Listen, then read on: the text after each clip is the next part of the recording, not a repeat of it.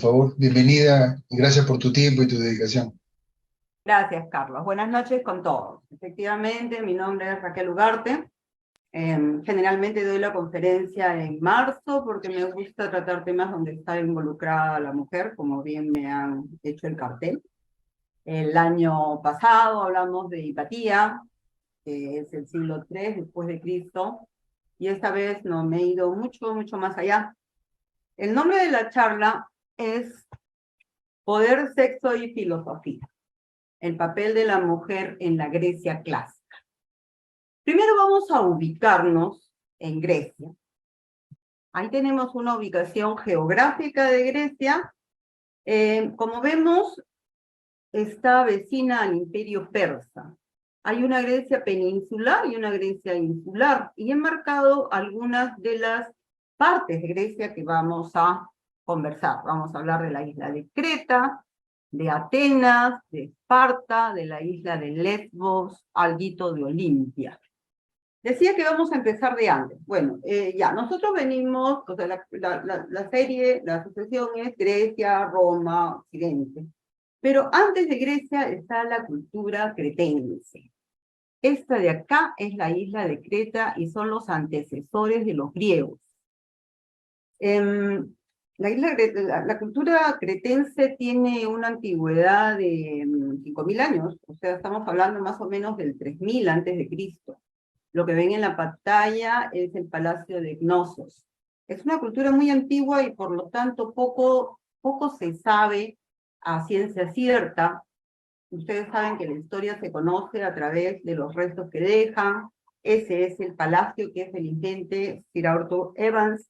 Hace 100 años logró excavar. Y con el palacio pues vinieron diferentes cerámicas, frescos que nos podían dar una idea de cómo era la cultura. El rey, estamos hablando de una época en que todos eran reyes, ¿no? El rey tenía la denominación de Minos y por eso también se le llama la cultura minoica. Minos ya nos debe de estar trayendo como a la memoria la historia del Minotauro y el laberinto. En esa cultura de lo que se puede saber por sus restos no se puede saber mucho cómo se desenvolvió la mujer, pero sí que había muchas sacerdotisas. Esta es una de las estatuillas que se encuentran muy frecuentemente ahí. Como se ven, el escote abierto, los pechos luciéndolos, las caderas anchas, y esto se entiende, ellos le daban una gran adoración, respeto a la capacidad de la mujer de procrear, ¿no? Que efectivamente lo es. Las mujeres se dedicaban a la pesca, a la caza. Parece que habían más sacerdotisas que sacerdotes. Parece que las mujeres se dedicaban mucho al culto. Curioso no lo he puesto porque ya no me iba a alcanzar el tiempo para todo lo que quiero decir. El traje que se supone es de las personas que vivían, de las mujeres que vivían en Creta, era parecido. También usaban los pechos afuera. La serpiente, que es signo de sabiduría, y era un culto a la fertilidad. Hacia el año 1450, más o menos, Creta es conquistada por los micénicos y construyen grandes ciudades. Estamos hablando ya de los griegos peninsulares. He puesto a este señor porque me parece una historia muy singular. Entiéndase que cuando hablábamos de Troya y Homero, muchos historiadores hasta hace poco pensaban que podía ser simplemente un mito, no una realidad. El señor que está en pantalla, Henry Schliemann, es un alemán que no tenía dinero, pero hizo mucho dinero, un apasionado de la cultura griega, hizo dinero como comerciante.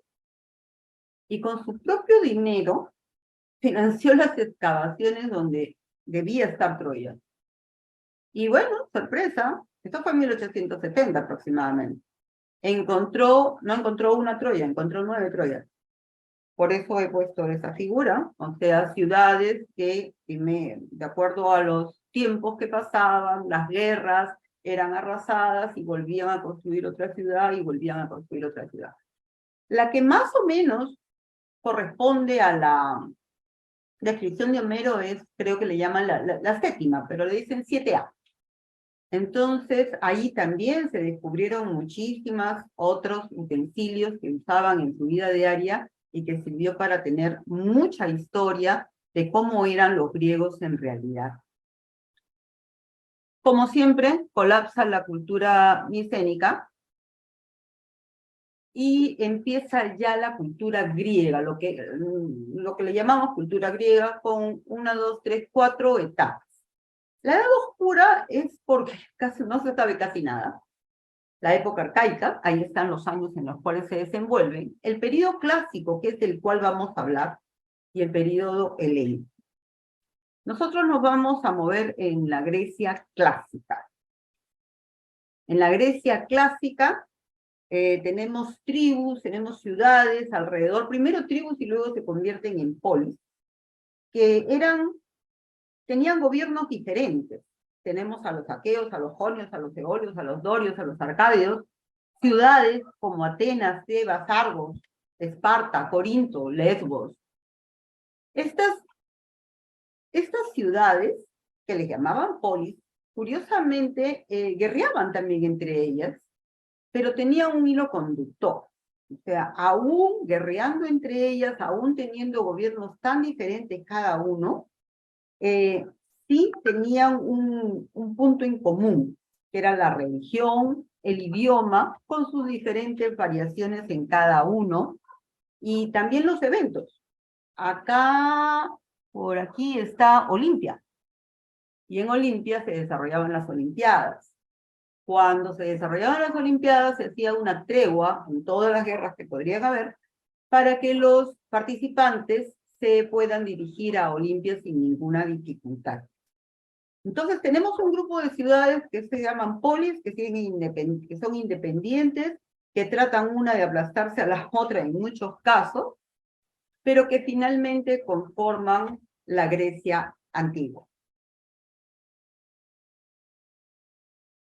He hecho un cuadro, más o menos, de edades aproximadas, porque no son tan claras, para que podamos seguir el hilo y ver no el hecho aislado, sino verlo dentro de una línea histórica. Primero tenemos las guerras médicas.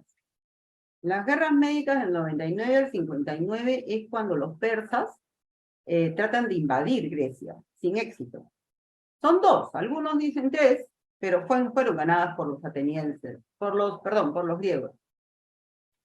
Luego que los griegos se logran unidos desembarcar de los persas, se empiezan a pelear entre ellos, Esparta y aliados, guerrea contra Atenas y aliados en la guerra del Peloponeso. La gana Esparta. Hay un personaje del cual vamos a hablar, que es Pericles, que él está en la política del 479 al 429, como ven ahí, a comienzos de la guerra del Peloponeso. Vamos a traer a la historia también a nuestro gran filósofo Sócrates, que vive del 70 al 399, a Pericles, del 61 al 29, Platón, que es el discípulo de Sócrates y por el cual conocemos a Sócrates y dice algunas cosas interesantes sobre los personajes que vamos a hablar, y las 3 damas de las cuales vamos a conversar y a través de ellas a conocer un poco de cuál era el papel de la mujer en esa época. Safo de Lesbos, Aspasia de Mileto y Sinitka. Como ven, la más antigua es Safo de Lesbos, así que en orden de antigüedad vamos a empezar por Safo de Lesbos. He puesto alguna de las, como les decía, la historia se reconstruye y se trata de entender a través de los restos que nos han dejado. Entonces, algunas vasijas y algunas imágenes de la vida diaria. Yo dije y recalco que cada uno de las polis tenían su propia manera de gobernar y también sus propias costumbres. Y también la mujer tenía diferente papel en cada uno de estos lugares. Por ejemplo, en Lesbos tenía más derecho la mujer, e iba a la escuela, a diferencia de Atenas, que en Atenas las mujeres no iban a la escuela. El gobernante de la época específica que estamos hablando, ¿no?, de la Grecia clásica, era Pítaco. La capital es Mitilene, le llaman Pítaco de Mitilene, y este fue un gran estratega militar, tanto así que es considerado como uno de los 7 sabios de Grecia. Safo nace más o menos por el 600, en una familia adinerada, va a la escuela como lo hacían las mujeres de Lesbos, y ya, va a la escuela como lo hacían las mujeres de Lesbos, pero el padre muere. La familia se dedicaba al comercio del vino. Entonces, no le queda alternativa, no habían hombres en la familia, que coger el negocio familiar, y lo hace con mucho éxito. Eso la lleva a intercambiar con otros varones, a ella le encantaba el conocimiento, la política, se mete en política, tanto así que complota contra Pítaco, y no lo hace con éxito, así que la exilian, la mandan al sur de Italia, Siracusa, que era una tierra que estaba conquistada por los griegos. La exilian por 6 años. No le podía pasar nada mejor, ¿eh? Porque en Siracusa la cosa era más liberal, había más filosofía, había más política. Ahí se casa con un hombre notablemente mayor y enviuda. Tiene una hija y enviuda. Y se queda con mucho dinero. Entonces regresa a Lesbos con mucho dinero y decide plasmar la idea que ella tenía en una escuela. Crea una escuela para señoritas. No era la primera, en Lesbos menos. Habían escuelas para señoritas en las cuales se preparaban hasta antes de casar, ¿no? En esa escuela aprendían, además de las labores que les asignan, que la cultura asigna a las mujeres, también arte, instrumentos, danza. Ella tenía la concepción que la mujer tenía las facultades, más que los hombres, natas, de acceder a la sabiduría a través del arte. Y en arte las formas.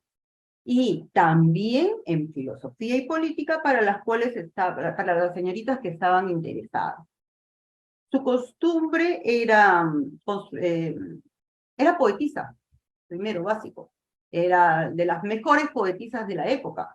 Tanto así que Platón, que muy admirador de las mujeres no es, la considera la 10ª musa. Poco se ha podido recuperar de su poesía. Decía yo que esta Safo de Mileto le componía una oda a cada una de las señoritas que se iba. Entonces, a través de eso se logra saber mucho de lo que se hacía en esa escuela. Ahora, acá hay un punto que conversar. Si uno quiere analizar la historia, y sobre todo historia tan antigua, tiene que hacerlo con los ojos de esa época. No los puedes hacer con los ojos de la actualidad porque no son los mismos. Y voy a hablar de sexo. Seguro que a todos, cuando he dicho Safo de Lesbos, se le ha venido por asociación de ideas la palabra lesbiana, ¿no?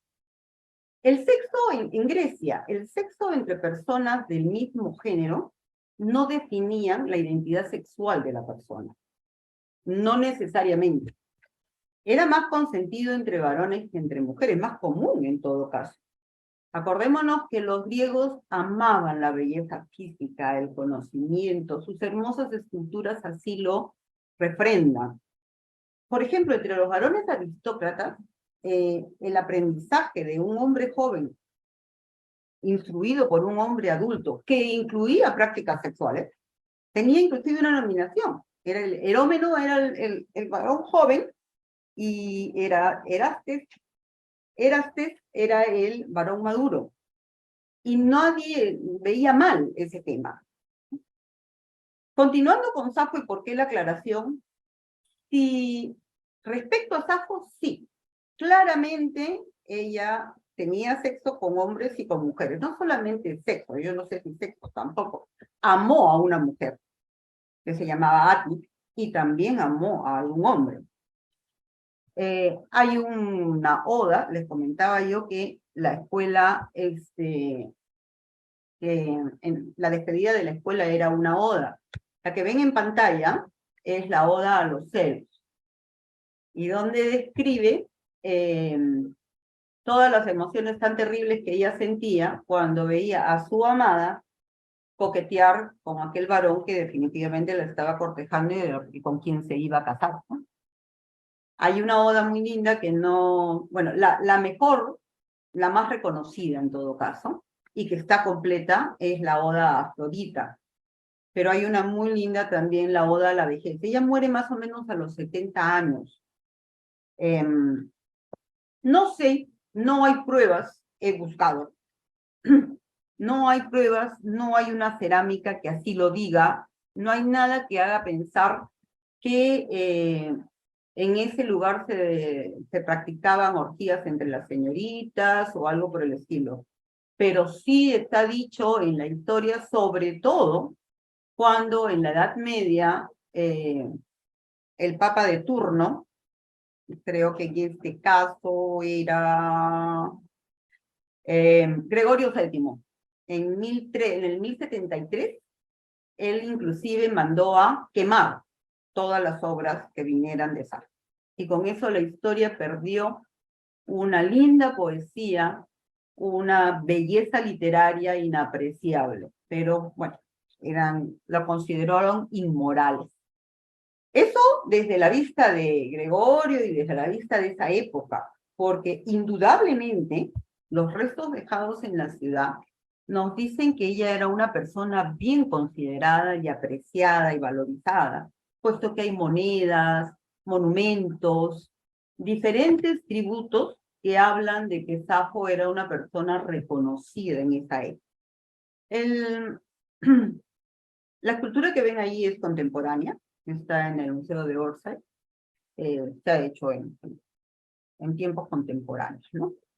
Entonces vemos cómo Safo, por encima de los detalles, que nos pueden no ser detalles, pero si nos alejamos del tema de las críticas con respecto a su vida sexual, que por último era de ella, trata de inculcar en las mujeres que se iban a casar e iban a tener hijos, iban a cumplir con su función de madre, que era muy importante para todos los griegos en esa época, pero trata de darles un horizonte más amplio a través de las letras, de la música, de la danza y también de la ciencia.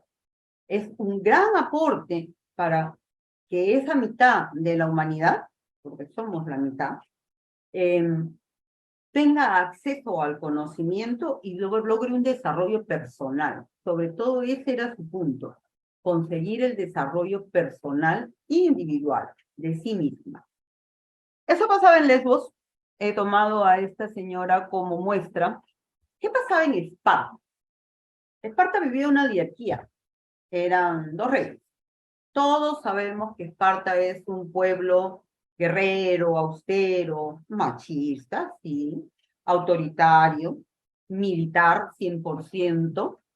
Sin embargo, por ejemplo, acá la mujer, ellos cuidaban a sus mujeres y las cuidaban en cuanto a al ejercicio, a su salud, a su desempeño intelectual, porque las veían como las madres de los futuros guerreros.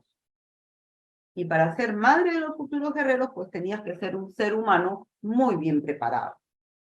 Se dice que las muchachas, eso no me queda claro, esta es una pintura que está en el National Gallery de Londres, no me queda claro si, porque algunos autores dicen que sí y otros que no, si entrenaban junto con los varones, pero sí entrenaban. Es más, habían olimpiadas que participaban solamente mujeres. Dentro de un rato vamos a hablar de las olimpiadas. Pero como les decía, buscaban que tuvieran hijos fuertes y que los criaran bien, y para eso había que ser una persona preparada para la guerra.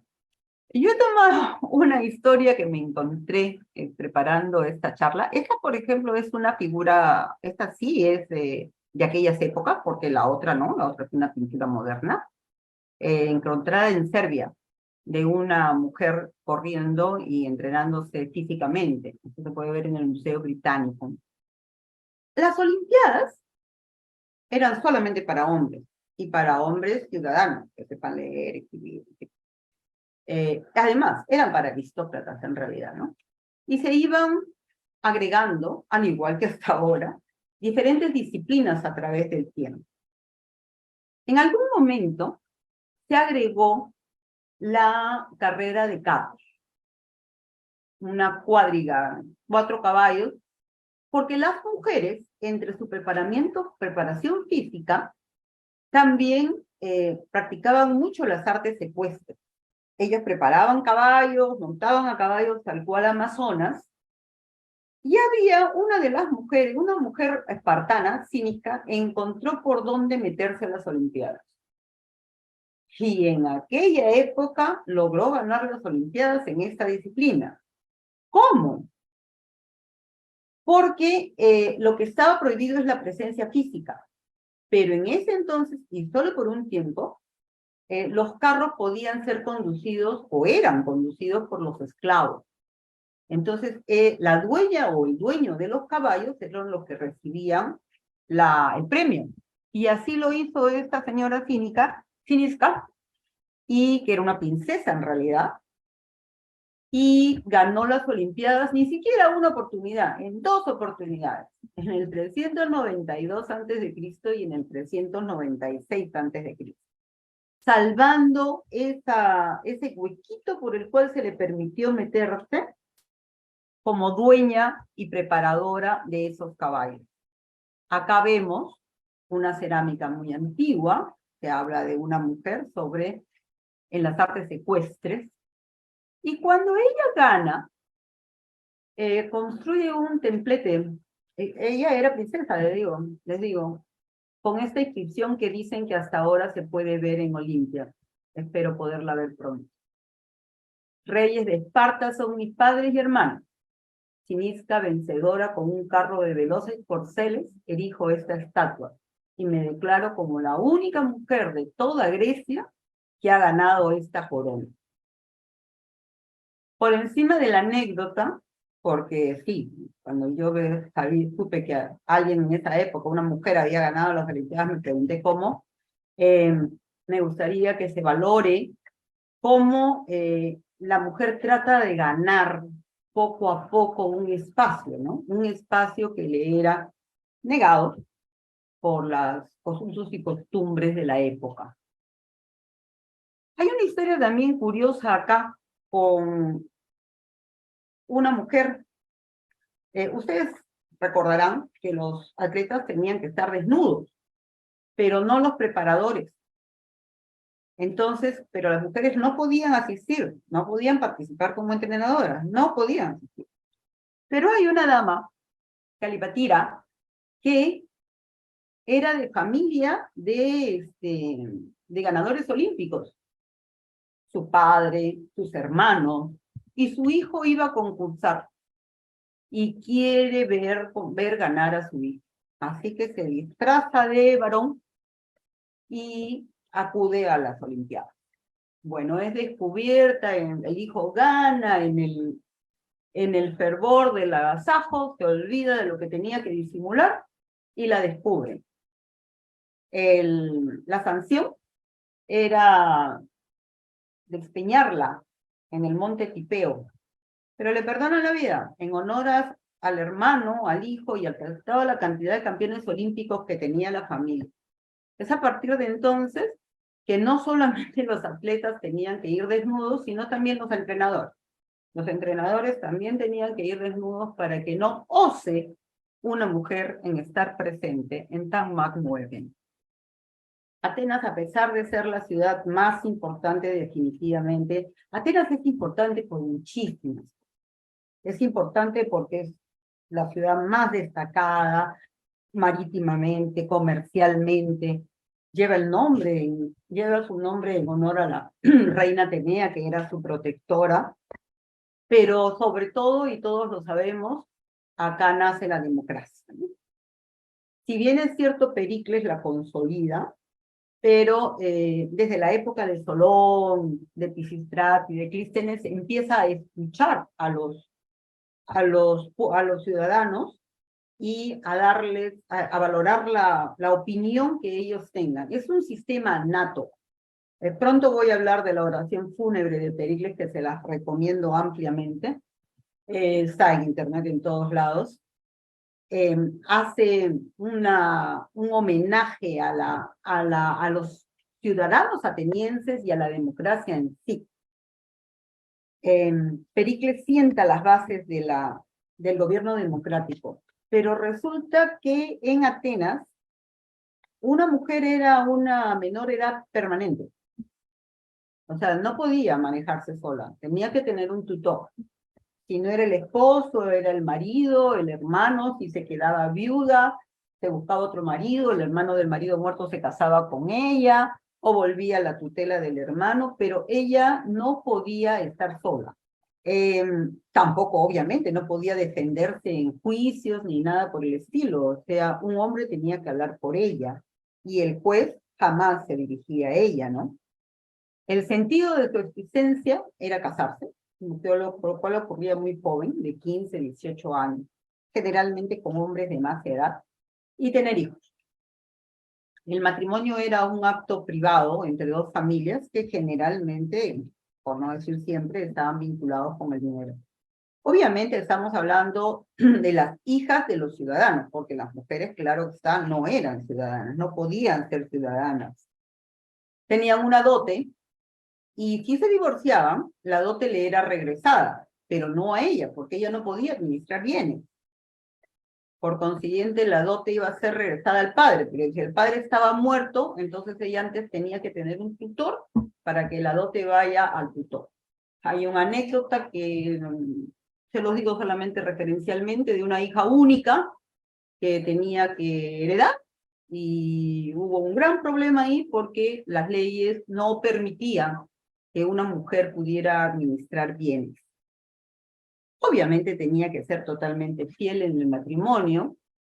Si cometía adulterio y si era sorprendida en tal acto, el esposo podía matar al seductor, a ella la devolvían. A ella la devolvían sin dote, obviamente.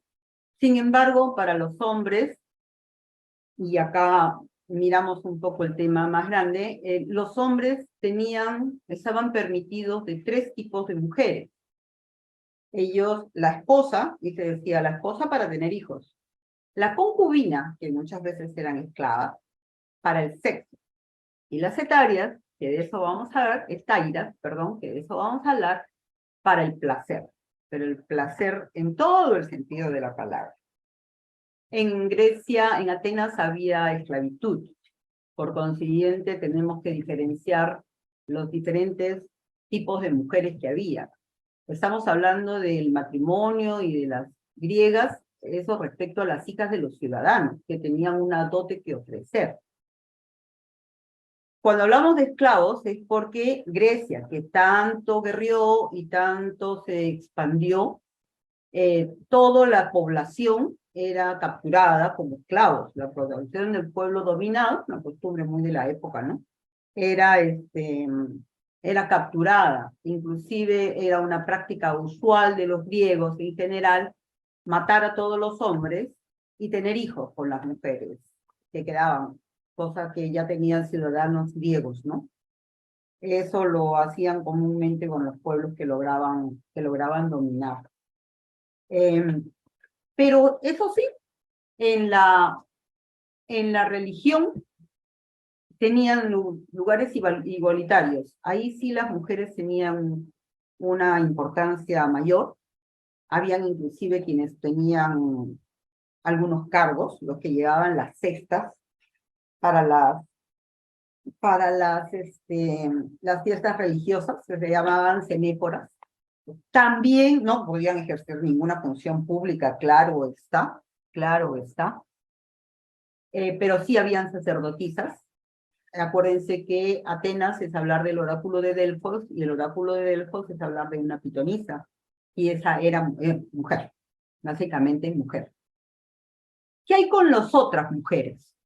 Hijas ilegítimas, viudas, extranjeras, general, si no eran esclavas, entonces se prostituían.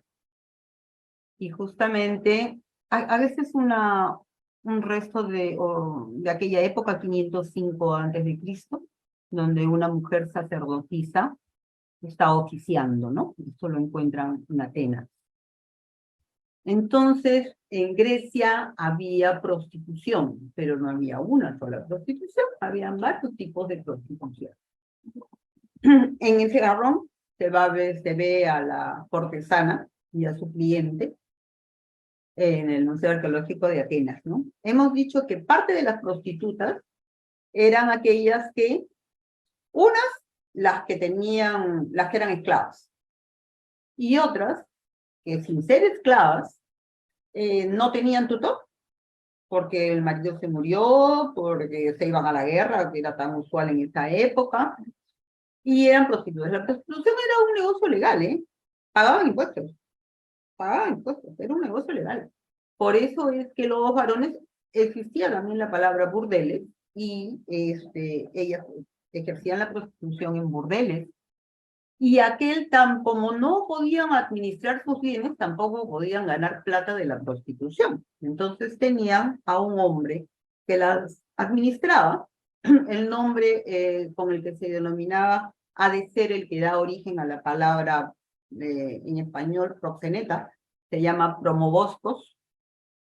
Él las administraba. En algunos casos compraban esclavas para prostituirlas específicamente. Pero hay otro tipo de prostitución, se llaman las hetairas.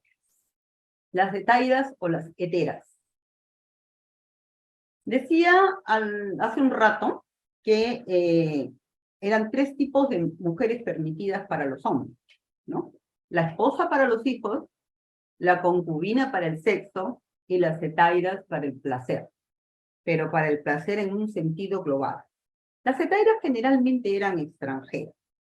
Requisito principal, ser extremadamente bella, y entraban a unas escuelas, a unas casas para capacitarse.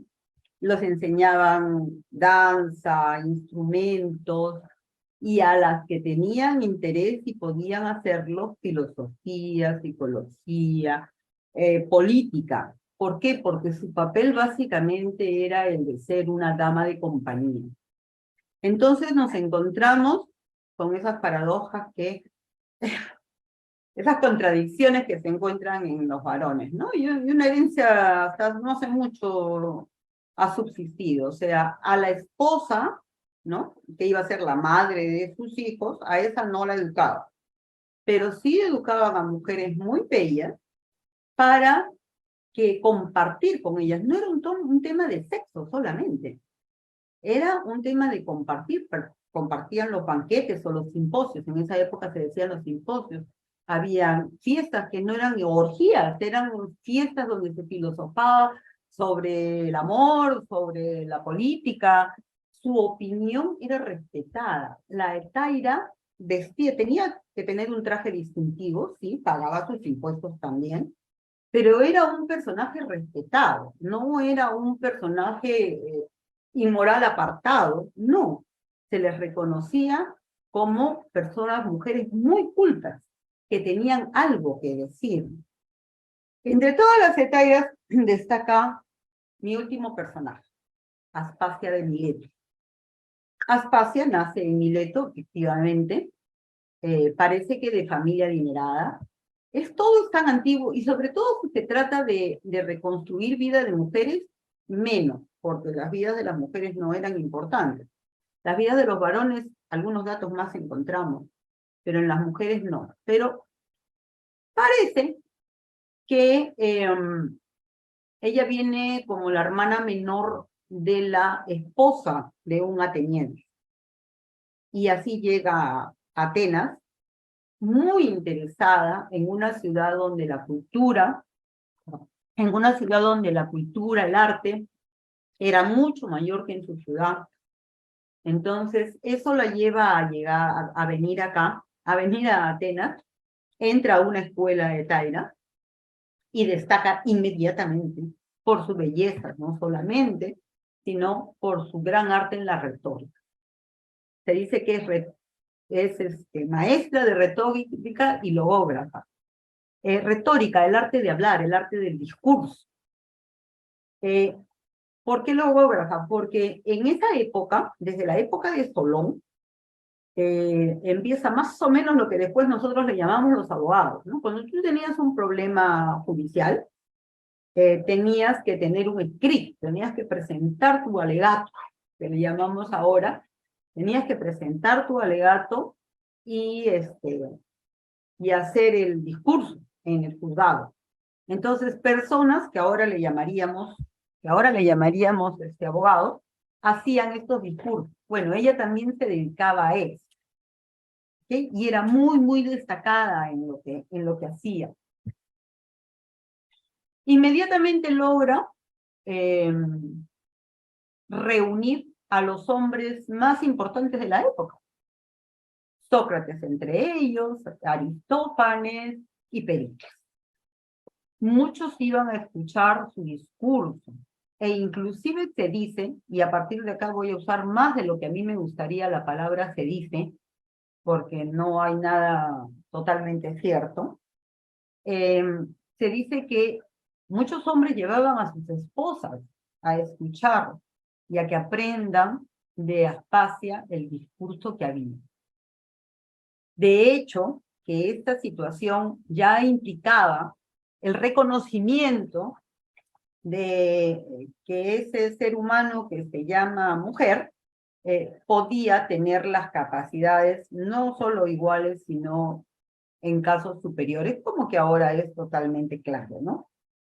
Cuando terminaba su presentación, su preparación, se iban a vivir entre 2 o 3 en casas grandes, donde ahí hacían los banquetes, las reuniones.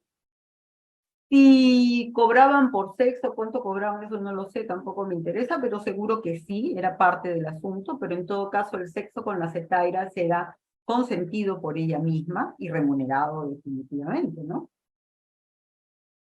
Tanto alboroto causa en la ciudad de Atenas que el mismo Pericles quiere ir a escucharlo. Y así es, va, con la sorpresa que queda totalmente enamorado de ella. Ella era unos años mayor y son amantes por un buen tiempo. Tienen un hijo, Pericles el joven. Pero ya me salté sobre eso, no importa. Tienen un hijo, Pericles el joven, que sobrevive a su padre. Probablemente, seguramente, el alumno más destacado de Aspasia es Sócrates.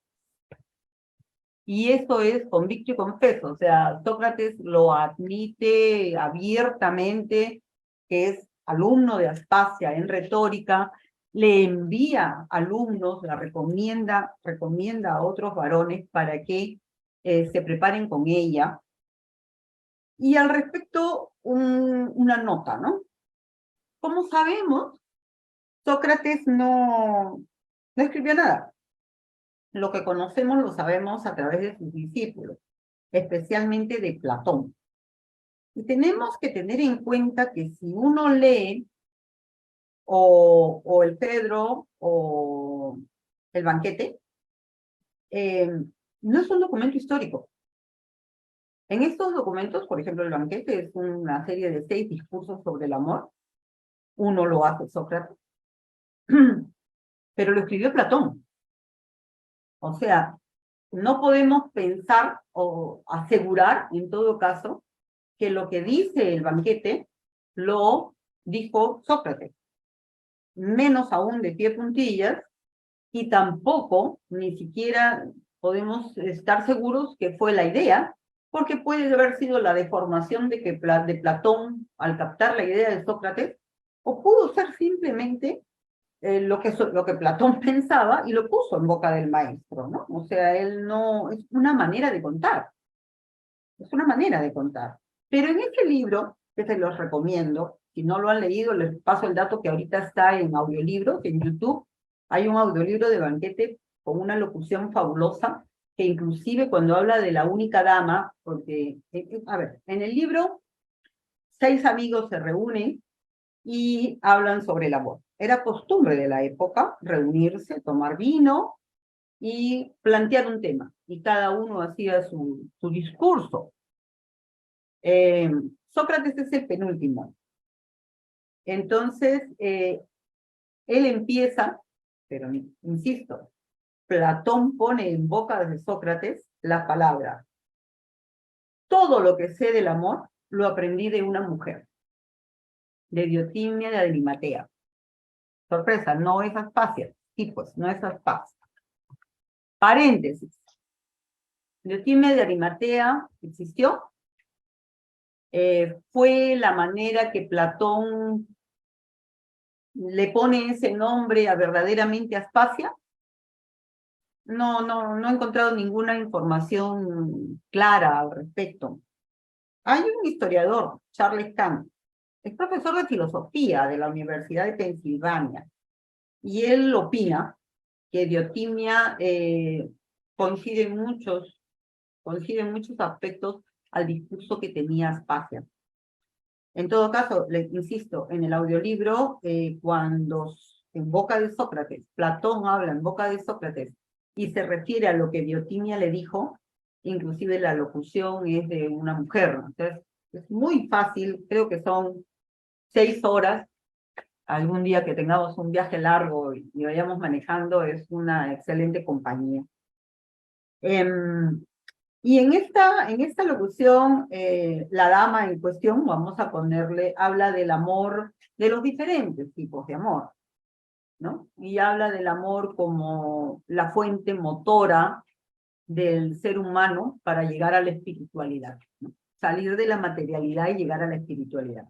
Y va subiendo el tema, va hablando del amor a sí mismo, del amor a la pareja, del amor a los hijos, del amor a la colectividad en la que vives, y así hasta llegar a un amor muy universal. Hay muchas otras, no solamente es Platón, hay muchas otras escritos, referencias escritas, en la cual queda claro que Sócrates era un gran admirador de Aspasia. Es más, Plutarco, a ver, nos vamos un poco atrás. ¿Se acuerdan que primero eran las guerras médicas y después de la guerra del Peloponeso? La guerra del Peloponeso es la guerra que hay entre Esparta y Atenas.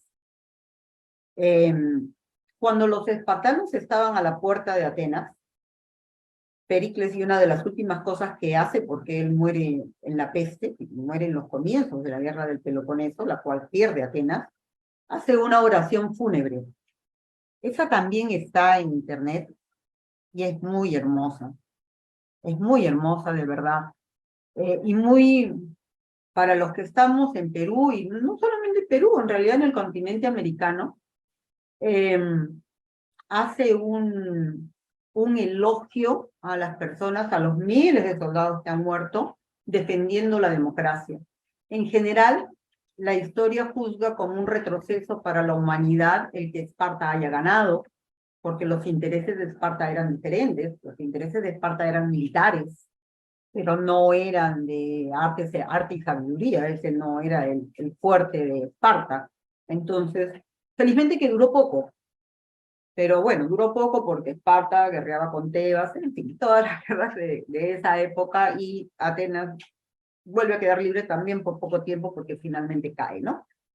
Pero en ese discurso, Sócrates, Plutarco lo dice en todo caso, que Plutarco escribe una biografía de Pericles. Y en esa biografía, Plutarco se pregunta 2 cosas. Primero hace una pregunta, la voy a leer. Dice: ¿qué gran arte o poder tenía esta mujer que se las arregló a su antojo para los hombres más destacados del Estado y dio a los filósofos la ocasión de hablar de ella en términos exaltados y extensos? Él se preguntaba, ¿no? Y Sócrates, Plutarco también lo dice, sospechaba que la oración fúnebre no la escribió Pericles, la escribió Aspasia. Es más, vuelvo a la idea, ella, como les comenté, fue amante de Pericles, pero por un tiempo. Luego Pericles se divorcia de su esposa y se casa con Aspasia. Cuando se casa con Aspasia tiene un hijo, lo mencioné, y ese hijo no tenía derecho a ser ciudadano, porque era hijo de madre extranjera. Y eso no estaba permitido, en una ley que el mismo Pericles da. Para entonces llega la peste a Atenas.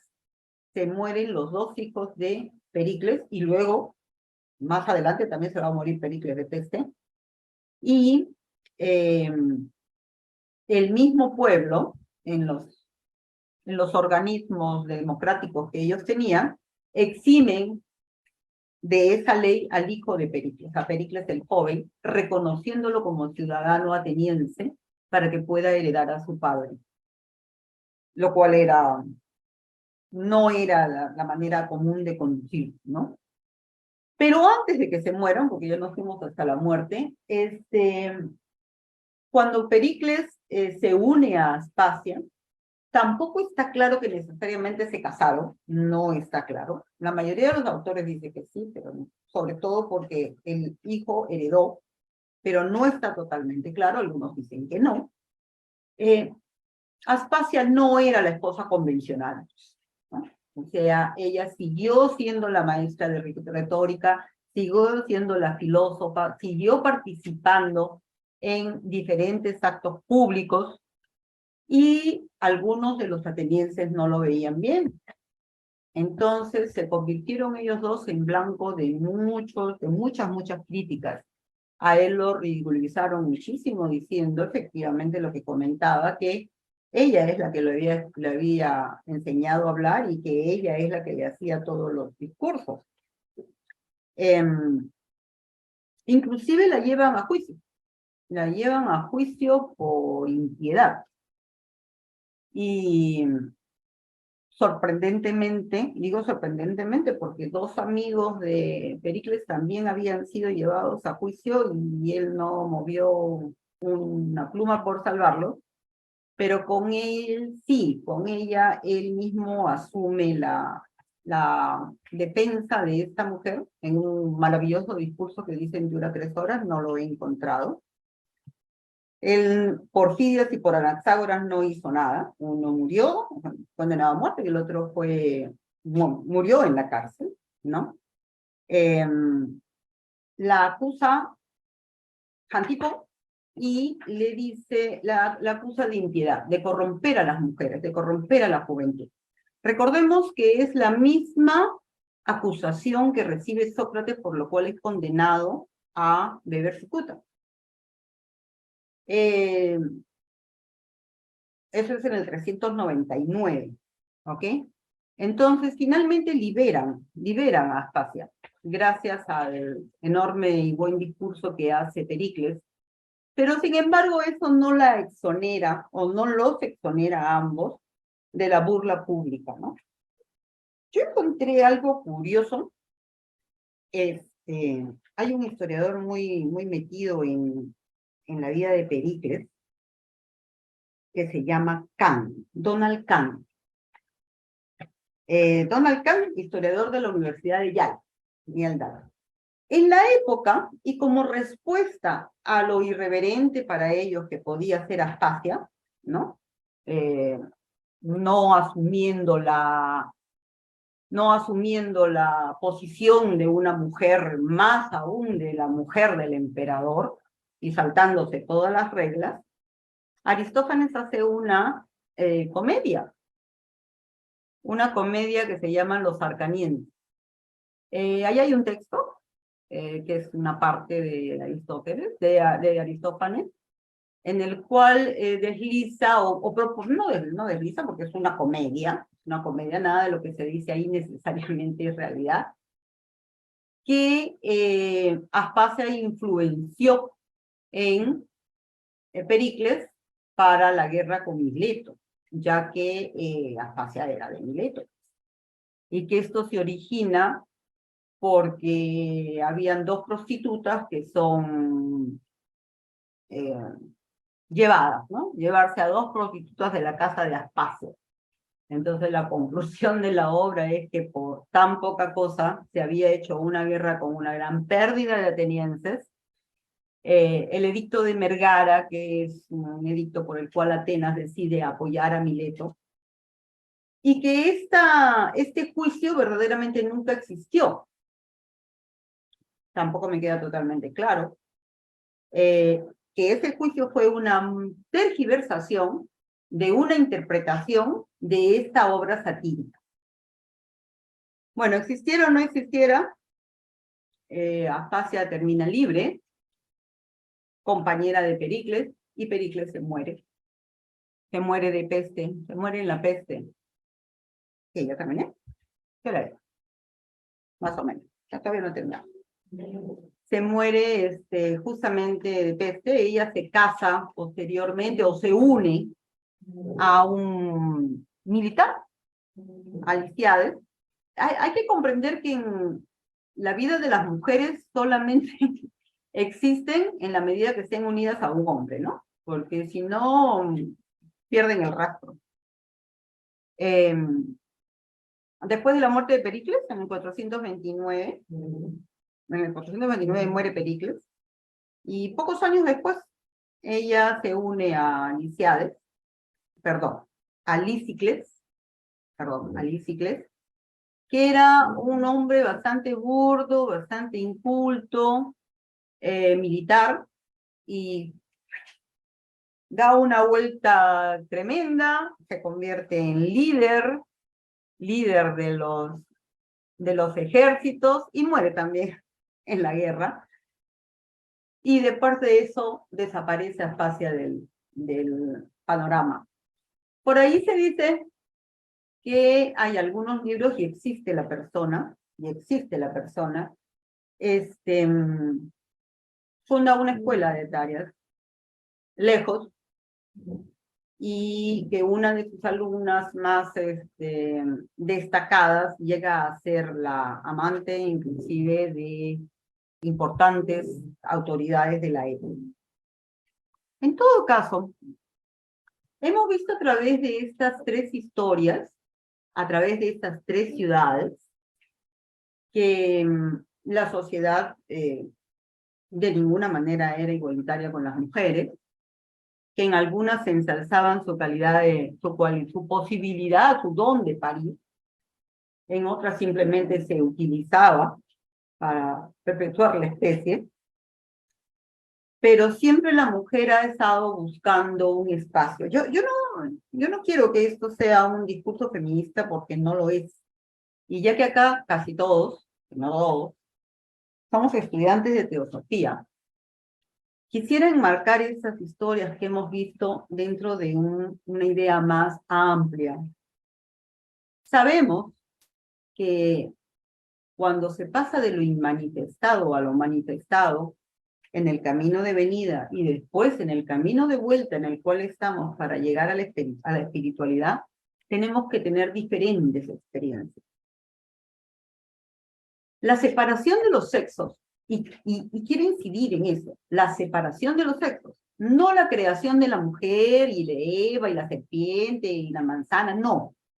La separación de los sexos, que tiene que ver con la polaridad complementaria, y seguro que en eso dentro de un rato me va a ayudar Julito, era necesaria transitarla para evolucionar. O sea, estamos en lucha con nuestros instintos. Es más, Perú particularmente, todo Latinoamérica, estamos viviendo un proceso. Yo tengo 64 años, y el mundo era muy distinto de cuando yo tenía 15 en ese tema ahora, ¿no? Ahora vemos cómo hombres y mujeres se desempeñan en iguales labores, con igualdad de oportunidades, con diferencia de sueldos, pero bueno, eso se va a ir arreglando. Entonces, la incapacidad asignada a la mujer como un mote genético propio de la mujer, pues no era así. O sea, a través del tiempo se entiende que no era así. Era un tema de oportunidades. Pero en este camino de vuelta a la espiritualidad, tenemos que remontar nuestros instintos. Y el instinto sexual es el más fuerte. Entonces, sabemos que, o bueno, creemos nosotros, para nosotros los estudiantes de teosofía, existe la reencarnación. Y ojo, que en la reencarnación tenemos diferentes vidas y diferentes sexos también. Algún día, en algunas vidas seremos hombres, en algunas vidas seremos mujeres. Cuando seamos mujeres, pues tenemos el don de engendrar vida, de parir, de alimentar a ese ser humano.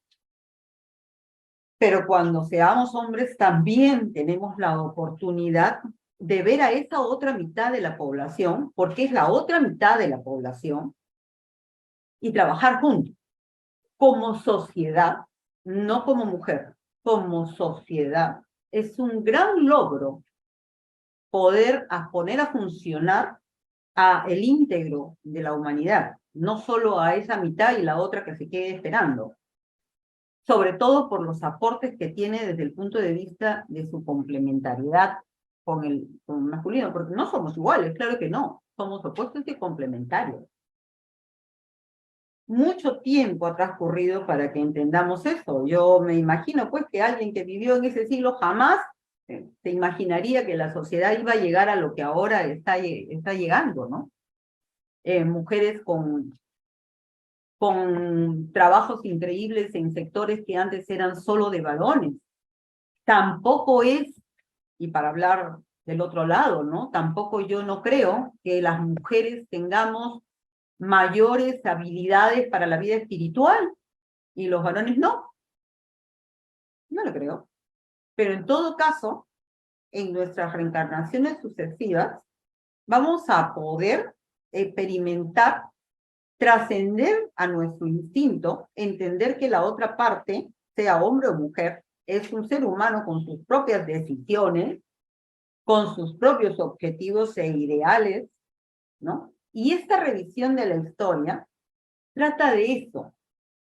Cuando yo reviso la historia el año pasado, que lo revisé con mi tía, y esta vez que la he revisado con esas tres mujeres a través de la Grecia clásica, lo que pretendo es que veamos cómo hubieron otros tiempos, hubieron otras costumbres, y hubieron mitos, hubieron taras que se imaginaron entre hombres y mujeres y que los dieron por hecho, y que seguro que de acá a otros 1500 años, también nosotros habremos estado equivocados sobre otras y seguiremos evolucionando porque ese es el caminar del ser humano, ¿no? Personas como, tanto hombres como mujeres, personas como Aspasia, Safo, Cinisca, que trataron de vencer las vallas de ese momento, pero también personas como Sócrates, Platón, Pericles, siendo hombres, supieron ver y apreciar a aquella persona que tenían al frente y aprender de ellas si es que tenían que enseñarles, ¿no? Que esa es la idea, esa es la idea, que podamos aprender mutuamente, hombres y mujeres, de los otros, viendo las cosas, cada uno con el ángulo que nos toca ver. Gracias.